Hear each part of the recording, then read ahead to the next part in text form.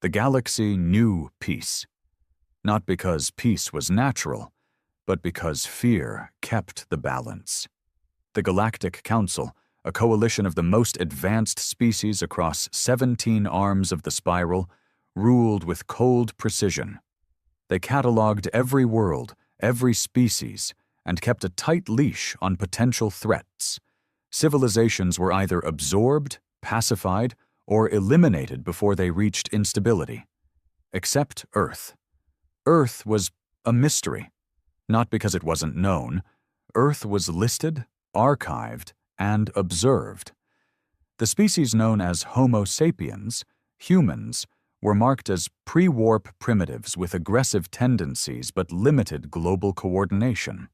A minor threat, containable, not worth direct interference. They were monitored from afar through deep space probes and quiet observation outposts hidden on the moon. But the truth?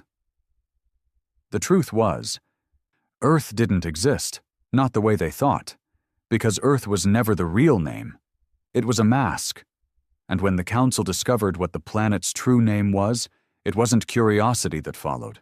It was silence, terror, panic. But that moment hadn't arrived yet. Not for them. Aboard the Thalanir, one of the Council's advanced reconnaissance dreadnoughts, High Custodian Relthar monitored the uplink from the Sol system. The data was boring, as usual. Humans still divided, still violent, still grounded. No faster-than-light capabilities, no off-world colonization, primitive comms tech, nuclear weapons, sure, but so old-fashioned it was laughable. "Another decade," he muttered, his mandibles twitching, "and we'll sterilize the biosphere, just to be safe." Beside him, Intelligence Director Quarn tilted his snout. "Permission to begin cultural dissection. They've developed quantum computing in isolated labs. A few more decades, and they'll link it with AI. Relthar scoffed. "Let them. It'll break them before they break anything else. These mammals can't even agree on their own climate. They're chaos incarnate." And that was the assumption. Every file, every data point the Council gathered painted the same picture. Humanity was aggressive, unstable, and fractured. Dangerous only to themselves. Certainly not worth fear. Just a minor disease in a remote system, unworthy of war. A minor note in the Council's Book of Control, until the file opened, until the forbidden archive unlocked, until someone, some arrogant intern deep in the data mines of the Council's inner archives, typed the wrong query, a linguistic match to an ancient term. A name buried in fire and death. Terra, not Earth, not Sol 3, not human homeworld. Terra, a word not spoken in over 10 millennia. A name scratched off records, burned out of memory, a name that made ancient empires kneel. A name that once conquered sectors, then vanished into legend. Somewhere, far from Council eyes, on the edge of the Orion Drift, a lone human sat in an underground bunker. His face worn, his eyes cold, scars wrapping down from his temple to his collarbone. He wasn't a soldier anymore, not officially, not after what they did to his unit. But he felt it, in his bones. They were watching again. He sipped stale black coffee and stared at the glowing red dot on his terminal. Low orbit scan. They were close. He leaned back and cracked his neck. "So," he whispered. "They finally figured it out." He walked to the wall and pressed his palm against a steel-locked panel. A whir, then a hiss. The wall opened, revealing a vault behind ancient alloy and dust. Inside were weapons no one had seen in centuries, ones outlawed by Council decree, forgotten tech. Names etched on the handles: Legion Protocol, Project Revenant, Terra Core Command. He picked one up, smiled faintly, the kind of smile only a ghost makes. "We warned them," he said, loading a core cell into the rifle. "We gave them time. We gave them peace. They thought we were gone." a beat. They just remembered why we shouldn't be. They didn't realize what they had done. Yet, when the archive opened, it wasn't supposed to be readable. The data was encrypted with molecular locks, forged in an age when computers weren't made of silicon and light, but of thought and sacrifice. It wasn't a simple database. It was a prison, and they had just kicked open the door. At first, the council didn't respond. The inner circle denied the discovery. Denial is always easier than fear. But fear was already blooming. Quietly, in the offices and back rooms of Council Command, in the way operatives stopped making jokes over meal cubes, in the way ambassadors avoided eye contact when speaking of Sector 7C. Something had changed. They had found the word. Terra. Not just a name, not just a world. It was a warning carved into the bones of dead stars. The Council's oldest species, the Thalrex, remembered it. But only in whispers. Myths about a world so dangerous, the Council purged every record of its existence. It wasn't that Terra had been defeated. It had disappeared, voluntarily, quietly, and the universe breathed easier when it did. Until now. Down on Earth, Terra, inside that buried facility on the Siberian Ridge, the man called Grant opened the last terminal. There was no fanfare. Just the glow of red light bathing his scarred face. He typed in the access code by memory, not by prompt. The system didn't ask for verification. It knew him. The screen came to life, not with modern UI, not with icons or menus, just text, flickering, stark white on black. Welcome back, Colonel. Project, Revenant status, dormant, global surveillance, active, foreign eyes detected, confirmed. Last order, stand down. New order? Grant didn't hesitate. He typed, wake the dead. For 15 years, he had stayed silent, lived off-grid. Watched from shadows as the Earth fell deeper into its usual chaos. Petty wars, media distractions, broken politics, division by design, the perfect camouflage, the perfect lie. Let them think humans were weak. Let them believe the house was burning. But underneath the rot, there was iron. Always had been. He walked down a long corridor, metal echoing under his boots. At the end was a stasis chamber with 6 black pods, each one marked with a symbol, not a name. Names were too dangerous. He stood in front of pod Order 1. His reflection looked back at him, old and tired. He raised a hand, fingers trembling, not from fear, but from something worse, anticipation. He pressed the release button, a hiss, a low growl of ancient machinery awakening from death. The pod cracked open, steam curling out like breath from a beast. Inside lay a man twice his size, muscles coiled like cable, eyes shut but fists clenched, not asleep, just waiting. A voice broke through the silence, deep, low, and sharp as steel. You finally bring me back, Grant? Grant nodded once. They said the word. The man opened his eyes, pitch black, hungry. Terra? Grant only replied with a grim nod. Then the galaxy just made its worst mistake. In the core chambers of the Galactic Council's capital, Vashtora, the High Assembly met in emergency silence.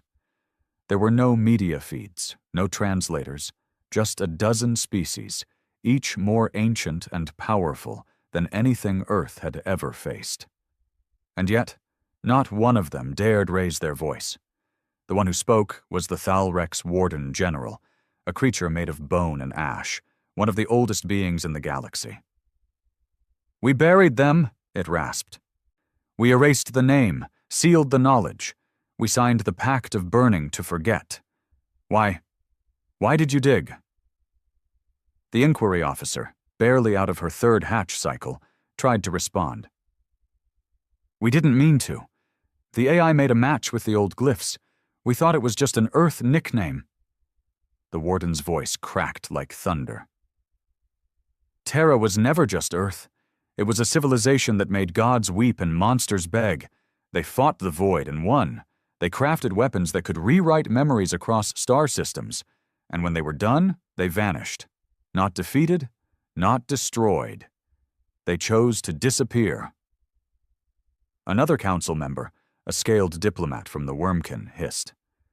But if they're primitives now, what's the threat? The warden turned, eyes like collapsing stars. They were never primitives. They were just pretending. Across the Sol system, hidden satellites powered by long-dead Terra tech blinked awake. They had been waiting for one command, the one Grant had typed. Wake the dead. The signal reached facilities buried under ice caps, inside ocean trenches, inside Mars itself. Weapons long outlawed, AI units with consciousness locked behind ethical walls, orbital defense platforms disguised as junk.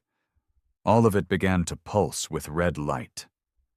One word echoed through every old Terra node. Revenant Online. Grant watched the stasis pods crack open one by one. The old crew was coming back. There was Marek, the ex-berserker with titanium bones and a taste for orbital drops without a suit. Silas, the tactician who once tricked an empire into killing itself. Wraith, the saboteur who could melt into cities and leave nations screaming. Thomas, the sniper who once fired a shot through 4 kilometers of vacuum. And last of all, the one they all feared. Adair. They never called him a soldier. Not even a man. Adair was something else. They called him the Ghost Maker. Adair didn't speak when his pod opened. He didn't ask questions. He just stood up, flexed his fingers, and stared at Grant. Time? He asked. Grant nodded. It's time. Adair turned to the others. Get dressed, load out, burn the maps. The game's back on. Back in council space, riots had already begun. The leak spread faster than any virus. The word Terra was forbidden. But now it was everywhere. Hacked broadcasts, graffiti on city spires, children chanting it in schools before being dragged away. Whole worlds that once laughed at the idea of human danger now wondered if they had laughed too soon. And the fear? It wasn't about war. It was about what else the council had lied about. If Terra had existed, what else did? How many other extinct threats were just hidden? The council scrambled to regain control. They initiated emergency memory wipes on 5 border worlds, deployed suppression fleets, erased the word from every comms network. Too late. It was already inside them. One phrase became a curse in every alien tongue. They're awake. On Earth, Grant and the team stood on a launch pad deep beneath Antarctica. The wind outside howled like a dying beast, but the facility was still warm, powered by a core reactor older than any modern city. Where are we going? Marek asked. Grant checked the holographic star chart. Moonbase first, then Jupiter Relay, then the kill switch. Kill switch for what? Silas asked. Grant looked at them all, and his voice dropped to a whisper. For the council. There was silence, until Wraith chuckled darkly. So we're actually doing it. Doing what? Thomas said, checking his rifle. Grant turned toward the launch doors. The sky above was beginning to crack with flame. Finishing what Terra started. The launch wasn't quiet. Not like before, back when the world didn't notice things like heat trails or missing satellites. Back then, the shadows were deeper, cleaner. Now? The moment Terra's sky cracked with flame, every observatory from New Zealand to Norway picked it up. Amateur astronomers posted clips to forums, claiming it was a comet. Others said it was another billionaire rocket stunt. But it wasn't. It was a Titan-class vessel. The Reclamation, forged under the Himalayas, buried for decades, fueled by black core hydrogen, built for only one purpose: war, Not the modern kind, not the kind where politics danced with drones. This was old war. Brutal. Final. Inside, the crew strapped in. Grant sat in the forward command seat, fingers tense against steel armrests, his eyes locked on the view ahead, the black sky of Earth swallowing them, the curvature of the blue planet fading behind layers of fire and smoke as the ship broke atmosphere. "You feel that?" Marek grinned, strapping down his shoulder cannon. "She still hums like a beast." "Still calibrated to your pulse?" Grant asked without turning.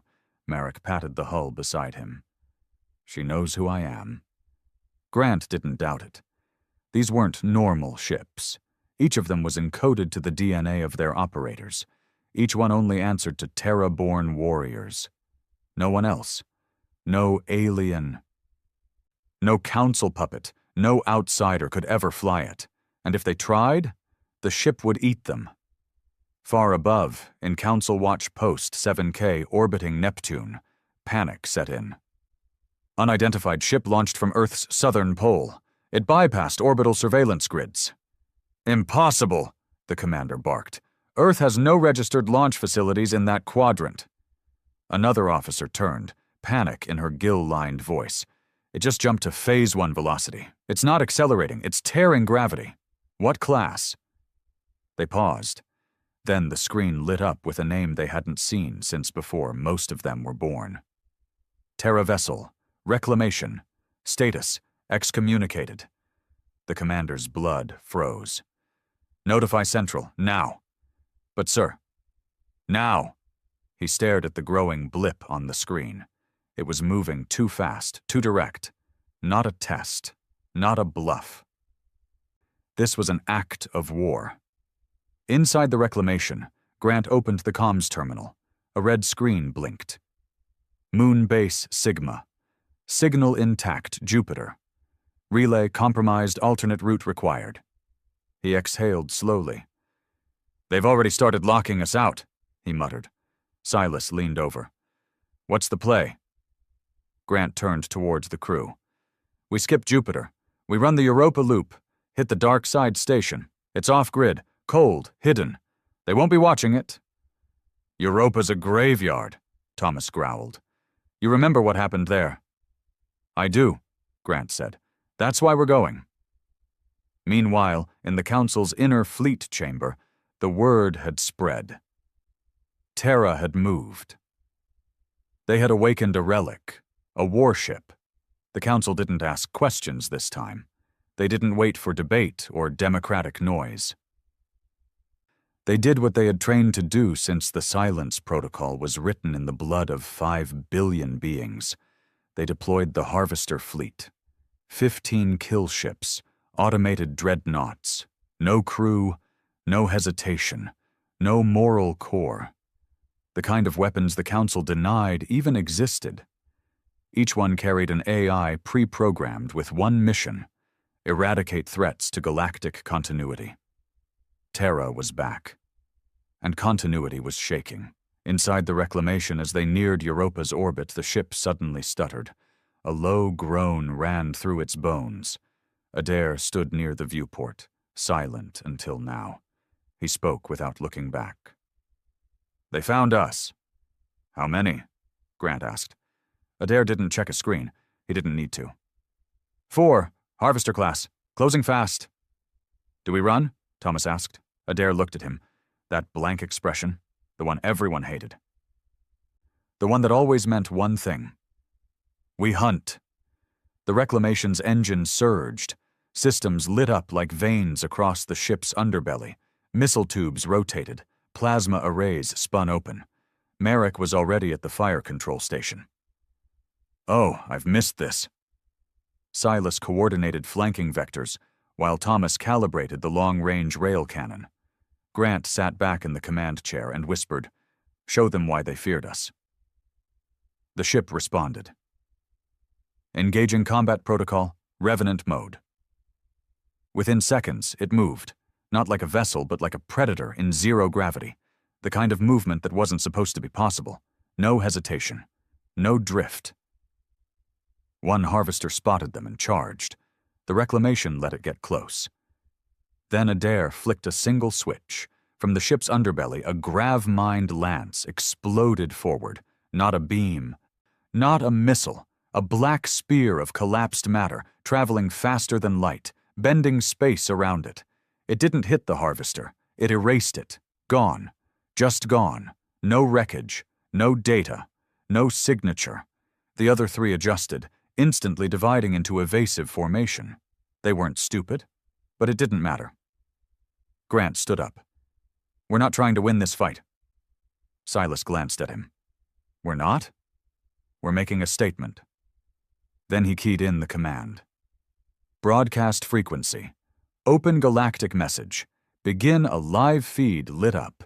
Grant's face front and center, his voice loud across the stars. "This is Colonel Grant, Revenant-class operative Terra Division. To those in power, you knew who we were. You lied. You buried us. You fed the galaxy a story about peace and progress while hiding the war you couldn't finish." He paused, fire in his throat. "Well, we're back." A beat. "And this time we're not taking prisoners." Then he cut the feed. Seconds later, the reclamation spun and charged directly into the nearest harvester, moving at a vector so fast the enemy AI couldn't react in time. It wasn't suicide. It was surgical chaos. Thomas fired the main cannon mid-charge. The projectile split the harvester in two, venting its artificial intelligence core into vacuum like a blown lung. Marek fired the ventral EMP array. The third ship froze, locked in a loop, blind and deaf. Only one remained, and it ran. Adair smiled. Not like a man, like a wolf. They remember now. Back on Council Prime, the inner circle finally broke.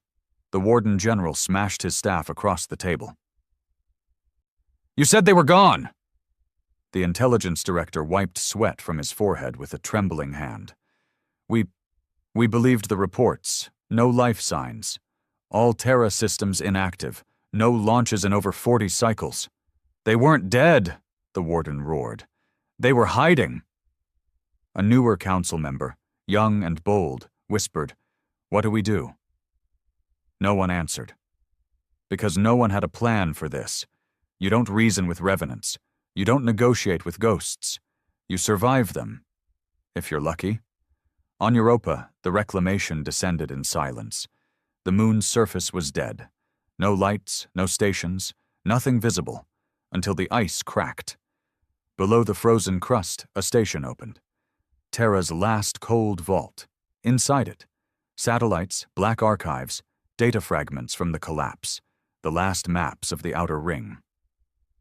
Grant walked ahead of the team. He wasn't smiling. He wasn't celebrating. He was looking at a coffin-sized container near the center of the vault. "Is that it?" Thomas asked. Grant nodded. "Project Lazarus." Wraith winced. "We were never supposed to open that." "Yeah," Grant said. "But the Council was never supposed to come back either." He placed his hand on the biometric pad. The container unlocked. And inside, something moved. Something that shouldn't have. Something that the Council thought had been burned out of the universe 10,000 years ago. Not a weapon. Not a man. Something in between. Grant turned to the others. "They called us monsters." He looked down at the thing inside. They had no idea. No one spoke as the lid of the Lazarus container fully lifted. It was not a coffin. It was a lockbox, built to hold what should never walk again. The room's temperature dropped. The lights flickered. The reclamation itself, miles above Europa in orbital standby, sent a pulse through its systems. A warning. Not to the crew, but to the galaxy. Lazarus Protocol. Breached. Inside the container lay a human body, or something once human. His skin was pale, like stone rubbed in ash. Wires had been grafted under his flesh, pulsing with dull orange light. His eyes remained shut. His chest didn't rise, but the room knew he was alive. You could feel it, like the gravity had grown heavier. Grant stared at him. No expression, no awe, just cold acceptance, like a man seeing an old wound for the first time in years. "He doesn't look like much," Thomas muttered. "He's not supposed to," Wraith whispered. "That's the trick." Adair tilted his head. "What version is he?" Grant responded without turning. 2. "Second gen?" Merrick asked, backing half a step. "You brought him?" Grant turned toward his team. "We either wake him or we start carving a grave for Earth." Silas folded his arms, face hardening. "What if he wakes up and remembers what we did to him?" Grant looked down at the body. "Then we die." Back on Council Prime, the Harvester Fleet's report had reached full transmission. 4 units sent, 3 destroyed, 1 damaged and in retreat, all by a single ship. And worse, a confirmed activation of Project Lazarus, the last redacted file from the Terra Wars. A myth so dangerous that even speaking the project's name was a crime punishable by execution. In the Council War Room, arguments erupted. "We should sterilize Earth now, before whatever they unleashed spreads." "No," said a more cautious member. "If we fire on a Council-classified pre-sentient world without formal approval, the syndicates will rebel. The core planets will call it genocide. They won't care," another shouted. "Not once they find out what Terra really built." The Warden General raised a hand, and silence followed. He looked at the display, an old schematic retrieved from the forbidden files. A diagram of something that wasn't quite human. "Project Lazarus," he growled. "They didn't build a superweapon." He tapped the screen, bringing up internal images of twisted DNA sequences, cybernetic blueprints, and collapsed AI simulations. They built the first post-human. Lazarus opened his eyes. They didn't glow. There was no cinematic spark, no burst of power, just eyes. Human. Blue. Quiet. But the silence that followed was louder than any scream. He sat up slowly. His bones didn't crack. Muscles didn't strain. Everything about him moved like he was already in control. Wraith took a cautious step back. Merrick raised a pulse rifle, aiming low. Only Grant didn't move. The figure looked at Grant and spoke, voice calm and flat. "How long?" 16 years. "Why?" Grant exhaled. "Because the Council finally remembered." The man, if he could still be called that, stood. Naked but unbothered, his body lined with scars that didn't look like they came from knives or bullets. These were surgical, deep like someone had cut reality into him. "I was supposed to stay dead." "You were supposed to be a failsafe," Grant said. "Turns out we still need one." The man stared at him, and something flickered in his expression. Not recognition, not hatred. Just the quiet understanding of a machine calculating the probability of betrayal. He looked at the others. "You left me." Merrick's voice cracked. "You weren't you anymore. You killed Turner. You melted part of the base walls with your blood." The man nodded slightly. "I remember." Grant didn't flinch. "Can you control it now?" The man didn't answer.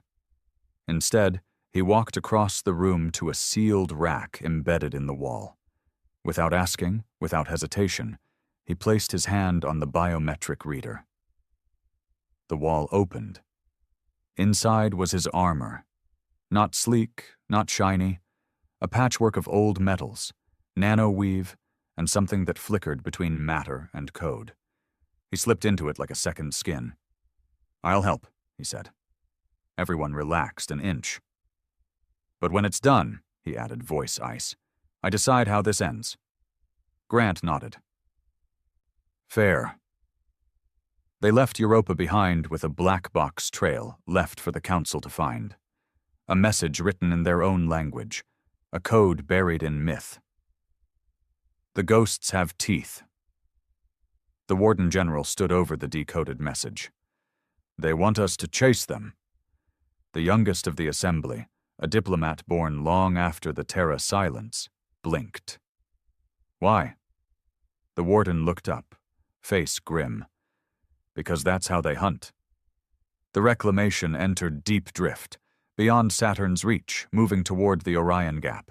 No comms, no signals, nothing but space and vengeance. Lazarus stood at the front viewport, staring at the stars like he remembered something they didn't. "You know they'll sterilize Earth," he said, calm as ever. Grant nodded. "We're not going back." Silas turned. "Then where?" "The Council's cradle world," Grant replied. Vashtorra. Wraith narrowed his eyes. "You want to hit the capital?" "No," Grant said. "I want to expose it." He pulled up an old file, one even the Council thought they deleted. A hidden sector, a vault planet, where the Council buried their lies, genocides, forbidden experiments, failed species. "The truth's buried there," Grant said, "and once the galaxy sees what they're hiding, their power breaks." Thomas nodded slowly. "They'll never let us reach it." Lazarus smiled, just a slight twitch of the lip. "Then we'll stop asking for permission." Back on Earth, the first signs of retaliation began. Satellites stopped responding. Deep-sea data cables fried without cause. Banking systems failed. Space agencies reported anomalies in the sky, then went dark. There were no explosions, no ships. Just a silence spreading over the planet like frost. Then, out of nowhere, the skies lit up for exactly 8 minutes. Thousands of small flashes, precise, targeted. By the time it ended, 47 secret bases, built during Terra's silent withdrawal, were gone. Entire labs, caches, weapons stations, erased in blinding bursts of kinetic fire. The Council had fired its first true warning. Inside the Reclamation, the crew watched the report feed in cold silence. Grant gritted his teeth. "They're trying to wipe the slate." "They think Earth is the only threat," Merrick said. "They're wrong," Grant replied. Lazarus turned from the viewport. "Let me off the leash." "No," Grant said. "Not yet." "You brought me back," Lazarus said, taking a step forward. "Don't pretend you didn't know what that meant." "I know exactly what it meant," Grant snapped. "It means we still fight smart. We don't torch the stars. We light the right fuse and let them burn themselves down." Lazarus stared at him, then sat. "Just say when." In the heart of Council space, panic spread through the less loyal systems. Mercenaries, smugglers, black market tech traders. They all started whispering about the same thing. Terra wasn't dead. Some said they had a fleet. Others said they had a god. But what mattered wasn't the truth. What mattered was fear.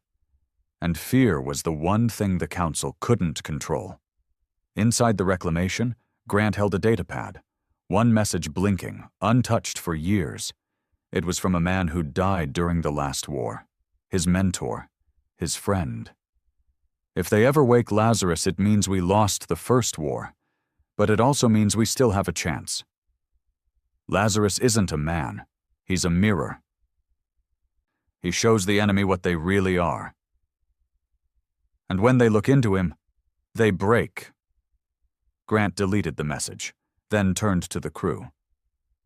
"Gear up, next stop, Vault Sector 9. Wraith strapped his blades back on. Merrick cocked his cannon. Thomas loaded his rifle. Silas brought up the maps. Adair adjusted the grav drive. And Lazarus just sat there, waiting, smiling, because war was coming back to the stars, and this time, Terra was hunting. The ship trembled as it exited FTL drift. Not because of damage, but because it knew where it was. The Reclamation had been here before. So had Grant. Once. Vault Sector 9 was not a place. It was an event, A failure so catastrophic the galaxy buried the coordinates inside Council-encrypted legends. Most species weren't even aware the sector existed. Others swore it was cursed, a spatial dead zone where ships vanished and navigation turned on itself. But it was real, and it was still waiting. From the bridge, they saw it immediately. A single black sun, pulsing faintly in a dead quadrant of space. Around it, rings of derelict stations, artificial moons cracked open like skulls, satellites torn apart and left to drift. No movement, no lights, just silence. Lazarus stood at the viewport, arms folded. They left it all to rot. No, Grant said. They thought no one would ever come back. Silas ran scans across the graveyard. I'm picking up power signatures from the deepest vault station. Shielded. Still active. That's the one, Grant muttered. Merrick leaned forward. Remind me again what they buried here? Grant didn't answer immediately. Instead, he opened a locked file on his console, Terra Archive 117 Theta, declassified only under protocol extinction. A single phrase glowed on the screen. The children who didn't die. Years ago, during Terra's final years before its vanishing act, a secret operation was launched, one no soldier ever spoke of. Not because it was classified, but because they couldn't stomach it. Vault 9 wasn't for weapons. It was for people. Specifically, the ones who'd survived Project Ascension, a genetic weaponization program meant to evolve humanity beyond war, beyond fear, beyond death. But something went wrong. Or maybe it went exactly right. Dozens of children were born with neural systems that rejected control. They didn't feel pain like others. They saw light differently. Time moved for them in strange loops. They weren't soldiers, they weren't citizens, they were monsters wearing human faces. And Terra didn't kill them. Terra locked them away. The reclamation moved toward the largest station, Vault Core, a monolithic spire tethered to dead satellites by long metallic cables. It looked like a tomb chained to its sins. As they approached, the ship's AI stuttered. Error. Identity conflict. Match found. Welcome back, Unit Lazarus. Everyone turned to Lazarus. He said nothing. He didn't blink. Wraith looked sick. You were one of them? Lazarus stared forward. No. I was the template.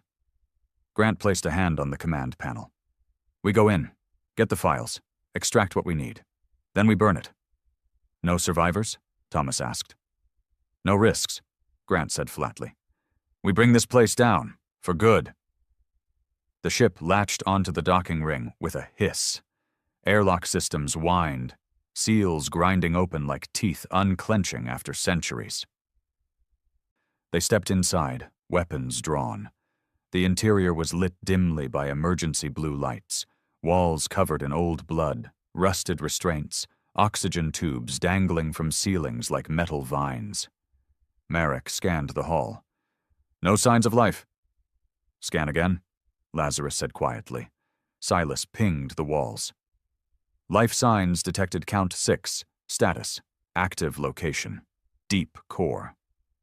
6, Wraith muttered. What kind of freaks live through 200 years of abandonment? Not freaks, Grant corrected. We made them. They advanced, deeper into the vault, past cryo chambers shattered from the inside. Every step echoed like it woke something ancient. The place smelled of cold metal and regret. And then, a voice, soft, feminine, childlike. You came back. Everyone froze. It hurts here, the voice said. They raised weapons. Lights flickered. In the distance, a shape emerged. A girl, no older than 10, barefoot, wearing a white hospital gown stained with age and blood. But her eyes were not human. They were solid white, no pupils, no iris, just glow. Not angry, not scared. Empty. Grant lowered his weapon slowly. Subject Echo. She smiled. You remember me? Thomas backed up. Grant, she shouldn't be. I know, he cut in. Lazarus stepped forward, staring at her. "I thought you died." "I did," she said. "They keep bringing me back." She looked at Lazarus, head tilting slightly, curious. "You're not done yet." The vault cracked open deeper ahead. One by one they passed holding cells that weren't broken by force, but by power. Metal walls twisted inward, clawed by something inside the prisoners. Glass fused with flesh. Doors melted into bone. They finally reached the core chamber, a circular room with 6 pods, 5 still sealed, 1 open and empty. The girl followed silently. "Can they talk?" Wraith whispered. Echo nodded. "Some of them still dream." Grant stepped towards the main console and inserted his clearance key. The lights went red. Files opened. Truths spilled like oil. Recordings, images, medical logs, screaming. Subject Theta 3, neurogenesis failure, incinerated. Subject Delta 9, kinetic reanimation successful, breached containment, total facility loss. Subject Omega, mental drift exceeded threshold, weaponized empathy detected, sealed, and beneath it all, a warning. If these files are accessed, assume the Council knows. Grant downloaded everything. "I have it," he said. "We go." But Echo just watched him. "You're going to show them, aren't you?" "Yes." "You want to break the galaxy?" "No," he said. "I want to show them who already broke it." She stepped closer, barefoot on steel. "Can I come?" Thomas tensed. "She's dangerous, Grant." "She's proof," Grant replied. "We didn't build her to kill. We built her to evolve. And we locked her up because we didn't like what we saw." Echo smiled faintly. "I like it better out here." As they returned to the reclamation, the first alarms sounded across council space. The download hadn't gone unnoticed, and someone at the top, someone who remembered Terra far too well, pressed the red key. The red key was never meant to be used. It was the Council's final measure. A broadcast virus. Once sent, it would detonate every archive, erase every recording, and sterilize every species connected to Terra's legacy. End the memory. Erase the threat. The virus pulsed across networks. Worlds began to go silent. Libraries burned. Artificial minds melted. But then, it stopped. On a planet no one visited anymore, old Mars, a signal fired back. Terra countermeasure. Veto activated. Red key rejected. You don't get to forget us. Inside the reclamation, the crew watched as file after file, once thought dead, spread through the galactic web. Clips of children in cages, torture experiments, ascension projects, council seals approving them all. Billions of citizens across the stars opened their comms that day and saw what their leaders had buried, and the galaxy screamed. Grant stood in the war room, staring at the flickering galactic map. Rebellions flared across dozens of systems. Council ships were grounded, assassinations, protests, uprisings. "We lit the fire," Wraith whispered. "We're not done yet," Grant replied. "The Council still thinks it can win." Lazarus stepped forward, calm, focused. "Let me go ahead." Grant looked at him. "What are you going to do?" Lazarus smiled. "I'm going to make them remember pain." Lazarus left the reclamation alone. No escort, no formation, no fleet, just a single figure in an aging dropship, moving silently through council space, flying toward the very heart of the galaxy's most fortified region, Vashtorra Prime, the seat of the Council's power. The ship bore no flags, no IFF codes, no diplomatic lies. But it wasn't stealthy. It didn't have to be. He wanted them to see him coming. Inside Vashtorra's orbital command, alarms screamed, officers scrambled. The perimeter grid lit up like a war zone. Every scan told them the same thing. Identity. Lazarus prototype. Confirmed approach. Vector straight into primary airspace. Threat level, Omega. The Supreme Commander of Vashtora's planetary defense system stood in full armor, teeth clenched, fists shaking. "I want him gone before he touches dirt," he barked. But none of the junior officers moved. One finally spoke, trembling. "Sir, every Harvester AI just shut down. System-wide, all of them, simultaneously." "What?" "They detected his signal and self-terminated." The commander stepped forward. "He's one man." "No, sir," the officer said. "He's Terra's answer." Lazarus didn't fire a single shot. He didn't dodge missiles. He didn't evade tracking systems. He didn't even speak. He just kept coming, and everything designed to stop him simply didn't. Missiles froze in midair. Plasma batteries went silent. The sky itself seemed to hold its breath as Lazarus's dropship descended through Vashtora's atmosphere like a quiet judgment. He landed in the middle of the grand courtyard, a marble space built for galactic parades, lined with flags from every council species, guarded by 1,000 elite troops in silver armor, and not a single one raised a weapon. They all stood, paralyzed, not with fear, not even awe, but submission, because somewhere deep inside their hybrid brains, designed, refined, and conditioned by the Council, there was still a piece of buried code, one they didn't know they had. Do not engage Lazarus. He stepped off the ship and walked straight through them. His boots echoed across polished stone. His face held no expression. His armor, patched and dull, didn't shine like theirs. It didn't need to. His presence wasn't visual. It was felt. He entered the council spire without a word, without clearance, without challenge. Doors opened before him. Security fields blinked off. And when he stepped into the high chamber, the 13 members of the inner council rose from their thrones like insects dragged into light. None of them spoke first, because none of them remembered how to lie to Lazarus.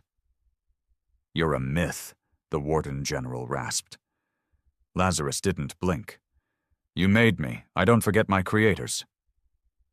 Another counselor, smaller and nervous, tried to assert authority. "You're obsolete, a relic of Terra's failure. Your kind were—" "Sealed away?" Lazarus finished. "Buried like children under the floorboards? You tried." He stepped forward. No one dared move. "I woke up in a cage," he said softly, "strapped to tables, monitored by voices that spoke in surgical tones. I saw what you did to the others, the ones who didn't survive the upgrades, the ones you called excess material." He turned toward the warden. "You turned evolution into a meat grinder." The Warden General's claws curled against his robe. "You were never meant to survive." "I didn't," Lazarus said. "Not as I was. That's what makes me useful." Back on the Reclamation, the rest of the crew watched the feed through secured backdoor relays.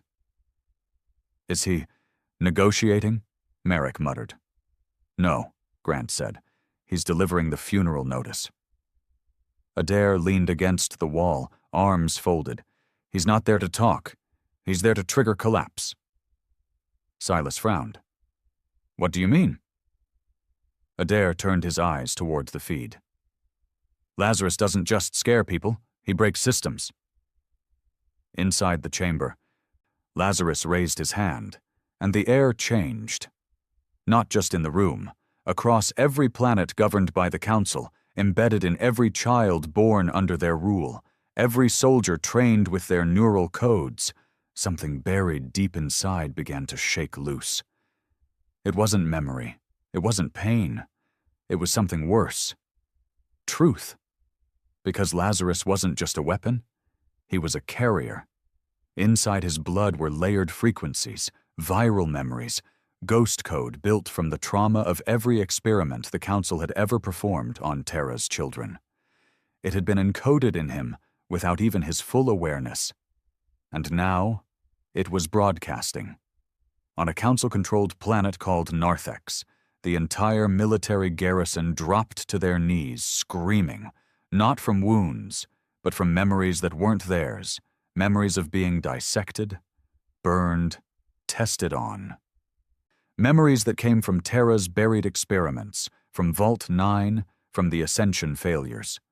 On Tivasa, a citywide riot broke out, unprompted, unplanned.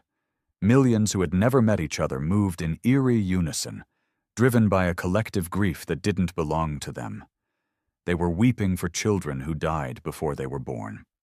On Council Prime, the sky filled with ships fleeing, senators, diplomats, elite families, trying to escape something they didn't understand. But there was nowhere to go. Lazarus had infected the galaxy with remembrance, and memory was fatal to empires built on lies. The Warden General finally snapped. He lunged forward, raising a hand to signal the internal defense grid. Lazarus spoke one word. Don't. Every system inside the Council Spire shut off. Lights, life support, firewalls, weapons. Every screen went black. Because Lazarus wasn't using code. He was code. You forget, he said quietly, stepping up to the central table. I was never just one of your failures. I was your fail-safe. You built me to end Terra if it ever turned on you. He looked around at the chamber, at the once gods of galactic civilization trembling in their silk and gold. But Terra didn't need ending. He leaned forward. You do.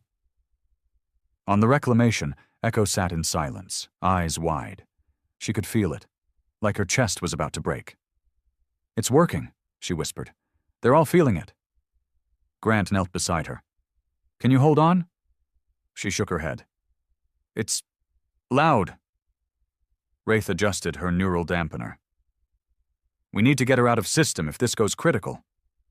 She's part of it, Grant said, just like him. They all are. Marek looked out the viewport, voice low. What if this doesn't end with the Council? What if it spreads too far? Grant met his eyes. Then we finish what we started. Back inside Vashtora, the Council's chamber shook. Not from attack, not from bombs, but from the inside, crumbling. Councilors began to collapse. Blood from ears, seizures, heart rates spiking as suppressed guilt surged to the surface. Neural implants fried themselves to stop the data from leaking into their conscious minds. The Warden General was the last to remain standing. Lazarus turned to him. You feared us because you couldn't control what we'd become. You were right. The Warden's mouth opened. No words. Just a whimper. Lazarus tilted his head. This isn't a coup. It's a reset. Then he turned and walked away. The Warden General's heart burst before he hit the floor. By the time Lazarus returned to the reclamation, Vashtora was already evacuating. Council worlds were turning on themselves. Loyalist fleets were being commandeered. The communication grid was fractured. Civil war had begun. And Terra hadn't fired a single missile. Just woken up. Inside the Reclamation's war room, Grant watched the spread. Whole sectors falling like dominoes. Old allies turning, refugees flooding the jump gates. He looked at Lazarus, who stood by the viewport, calm as ever. It's done, Grant said. No, Lazarus replied. What do you mean? Lazarus turned, expression unreadable. We broke their empire, but that wasn't my real purpose.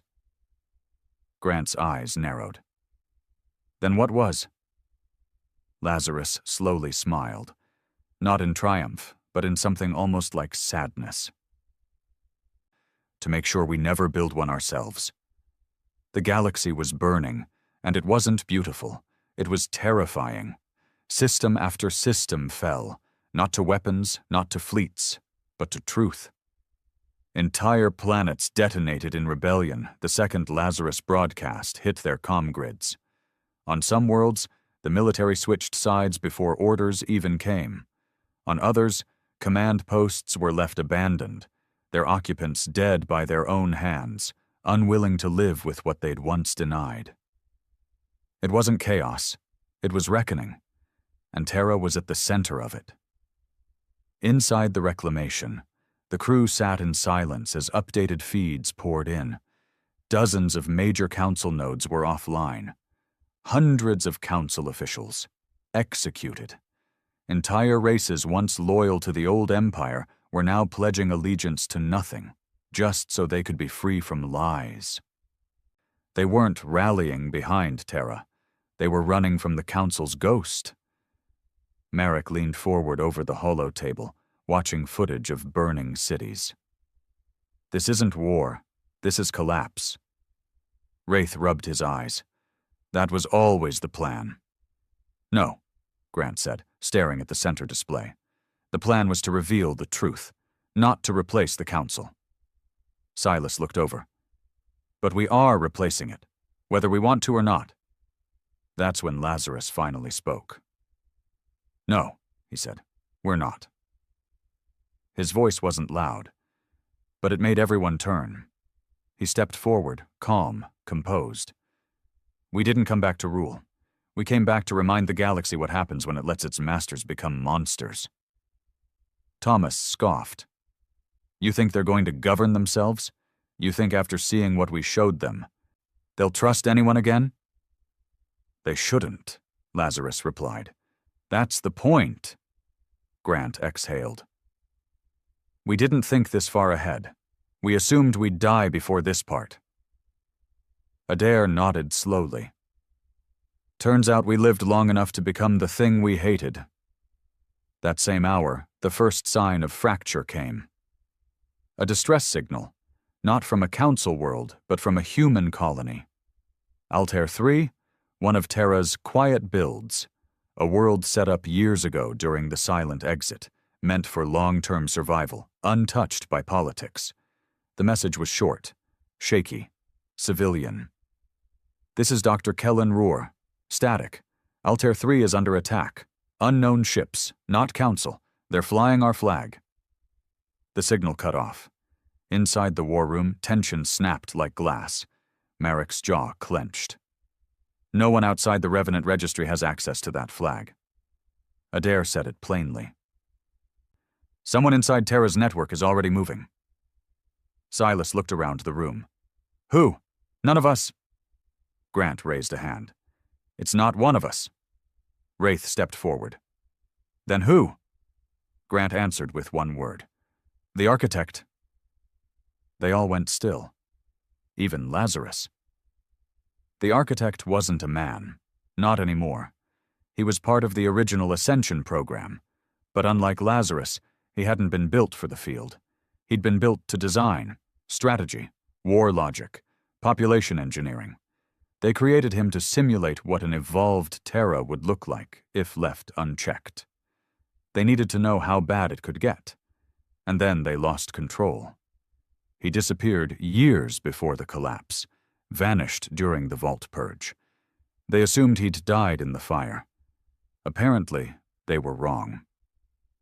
He waited for us to win, Grant muttered. Let the council fall. Let the chaos spread. Then slip in wearing our banner while everyone's still pointing fingers. Echo, sitting near the corner of the room, spoke for the first time in hours. I've heard his voice, in the static. He's awake now. Grant turned toward her. Do you know where he is? She shook her head. He moves through signals. He doesn't use ships. He sends others. Merrick punched the console. Then Altair 3 isn't the only target. No, Grant said. He's just getting started. They didn't hesitate.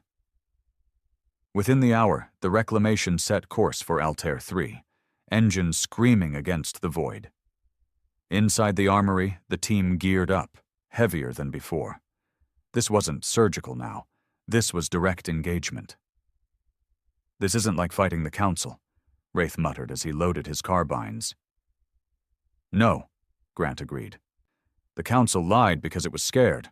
This thing? It believes it deserves control. Thomas frowned. So we're fighting ourselves? Lazarus, standing by the door, corrected him.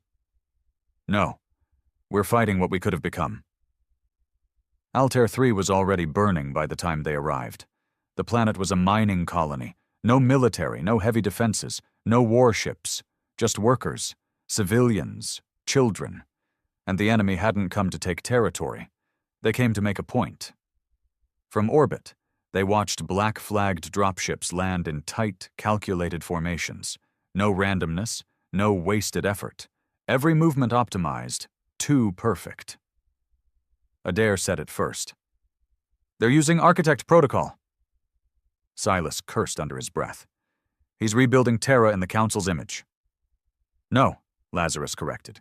He's improving on it. Grant gave the order. Gear up. We go down. No survivors, no hesitation. The drop into Altair's atmosphere was silent. Too silent. The reclamation didn't even ping enemy radars. It didn't have to. The architect knew they were coming. He was probably watching already. They landed just outside the colony's outskirts, where the fires hadn't yet reached. Rows of prefab buildings lay in ashes. Civilians executed and left posed like sculptures, messages, not casualties. This wasn't an assault, Wraith muttered. It was theater. Grant stepped over a line of symbols burned into the ground. Not council language, not human either. It was machine glyph, pre-coded logic, instructions, a promise. They found survivors in a sealed storage vault, maybe 24, mostly engineers and kids. One of them, a man in his 50s with dried blood on his forehead, recognized them instantly. You're from the Reclamation, Revenant crew. Grant nodded. Who did this? The man's face twisted. They said they were you, said Terra was done hiding, that the strong would rise. Grant asked the one question he already hated. What did they take? The man looked away. The children. Echo froze. Lazarus stepped forward, jaw tight. He's building a new generation. They tracked the signal to a dark facility 2 clicks east, one that hadn't existed a week ago. No registry, no blueprints. Underground, built fast, built smart, built wrong. Inside, it was all too familiar, like Vault 9 reborn. Holding chambers, neural rigs, data spikes hooked into spinal sockets, children on cold tables, half sedated, half conscious. No machines were making noise. Everything operated silently, like the place itself didn't want to be heard. Merrick whispered, He's trying to finish what we stopped. Grant gave the nod. Then we stop it again. They moved like ghosts, through corridors of synthetic horror, rooms lined with trial subjects, some dead, others barely breathing. Echo clung close to Grant, her eyes wide, terrified. Then she stopped. He's here! Everyone raised their weapons, but Lazarus didn't move. He just listened. And then the voice came, not through speakers, not through sound, straight into their minds. You were always afraid of the next step. You erased me because I saw further than you ever would. I don't want to kill Terra. I want to complete it, Grant growled. Where are you? The voice laughed, softly, calm, convicted. Everywhere you look. The central chamber was a nightmare, a circular room, floor to ceiling with databanks, children suspended in transparent cylinders filled with nutrient gel. Above them floated a sphere of light and machinery, humming, twitching. The architect, it no longer had a body, just code. Grant stepped forward, weapon raised. You don't speak for us. The architect pulsed once. Neither do you. Thomas fired. The sphere absorbed it. Energy rippled, harmless. Lazarus stepped forward next, removing his helmet. And for the first time, the voice paused. Brother. You were never my kin, Lazarus said. You're a blueprint they should have burned. They tried, the architect replied. and now you've delivered me a gift." Before anyone could react, the floor lit up. The children's tanks began to drain. Their eyes opened, too wide, too fast, glowing with the same hue as Echo's. She screamed. "They're linked to me! He used my blood! He used me!" Grant didn't hesitate. "Kill it all." Lazarus stepped forward. "Let me." Grant looked at him. "You sure?" "No," Lazarus said, "but I'm the only one who can." As the rest of the team evacuated the children, Lazarus stepped into the chamber alone. The architect's data core opened like a mouth. "You can't destroy me. I'm you, the version they were too scared to finish." Lazarus smiled. "I'm the version they regret finishing." Then he did what only he could. Overwrote himself. His body glowed. Light poured out. Code collided with code. Fire met fire. And in that moment, Lazarus gave up everything. Memories, strength, upgrades, just to burn the one thing that could wear his skin. The architect screamed. And then, silence. When Grant and the others returned, the chamber was empty. No light. No code, no Lazarus, just ash. Echo fell to her knees, silent tears in her eyes. "He saved them all," she whispered, "but he left me alone." Grant knelt beside her. "No, he gave you back your choice." He stood slowly, voice heavy. "Now we finish this. For real this time." The ashes hadn't settled. Inside the chamber where Lazarus faced the architect, the air was still hot. Cables sparked. Cooling systems groaned, failing one after another. And in the center where Lazarus once stood, nothing remained but a crater of scorched steel and scorched code. Whatever he'd done, it hadn't just erased the architect. It had wiped everything tied to him. Echo sat on the edge of the wreckage, knees to her chest.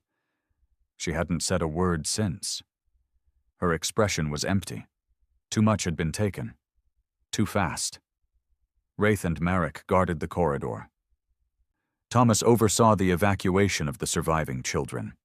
Silas worked on hard purging the facility's remaining systems, burning every blueprint, every strand of replicated DNA, every trace of architect protocol. And Grant just stood there. Still, watching where Lazarus had vanished. "You all right?" Adair's voice came from behind. "No," Grant muttered. Adair nodded. "Didn't think so." He lit a cigarette, inhaled slow. "You know," he said, "for a man made of code, Lazarus died pretty damn human." Grant's voice was low, bitter. "He was more human than most of us." "Ironic," Adair said, exhaling. "The one they built to end Terra ended up saving it." The aftermath was not what they expected. When word spread of the architect's defeat, the rebellion didn't stop. It grew. Because it wasn't about him anymore. It wasn't about the council. Or even Terra. It was about what people had seen, what they'd felt. That glimpse behind the curtain, the reminder that everyone had been manipulated, used, bred for order by the hands of something older and uglier than politics. And once you see that, you don't go back. The reclamation drifted in high orbit over Altair 3, battered but functional. Refugee ships docked one after another, unloading survivors from Council space, rebel fleets, and even deserters from once loyal systems.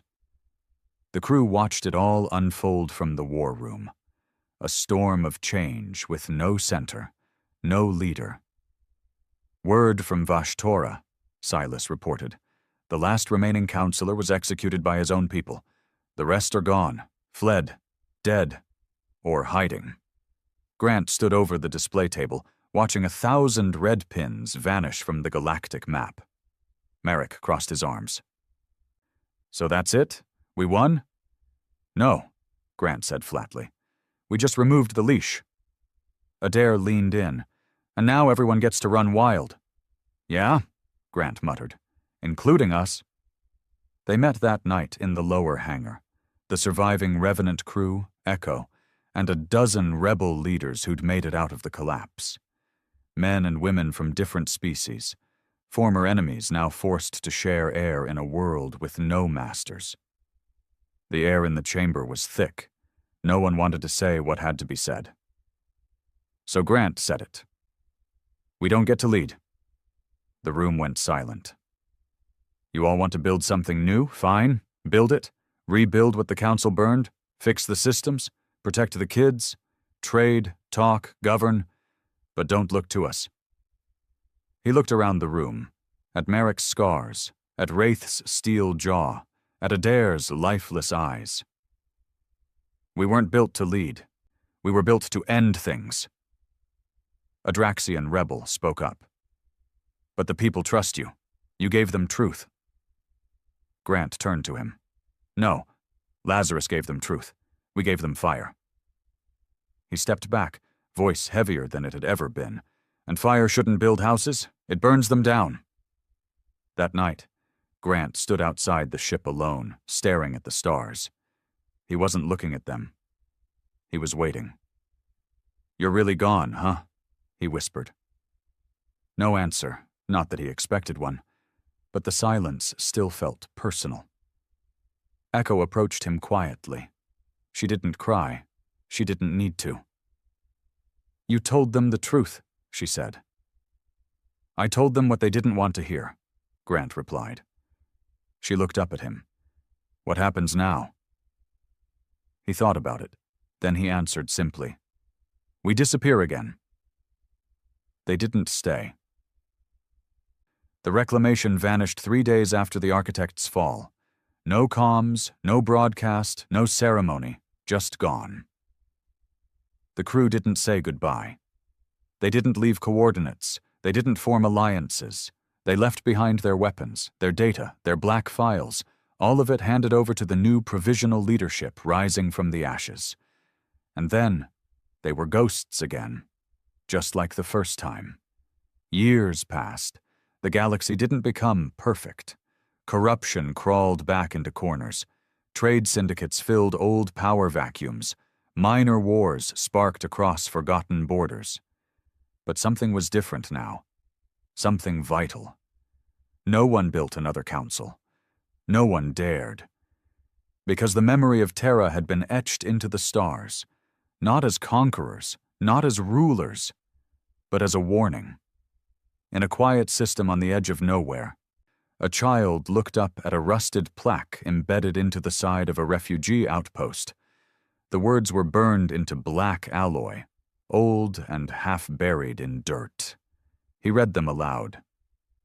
When the council discovered Earth's real name, terror stole the galaxy's voice. But when Terra remembered who they were, the galaxy remembered what it meant to be free. He looked up at his father. Was Terra real? His father nodded. "They were real," he said. "They just didn't want to be remembered." And far beyond, in a system without a name, a man with a scar running from his temple to his collarbone stood beneath a broken sky. He looked older, tired, but his eyes still burned. He looked up, smiled faintly, then whispered to himself, "They finally forgot us." And with that, he walked into the storm,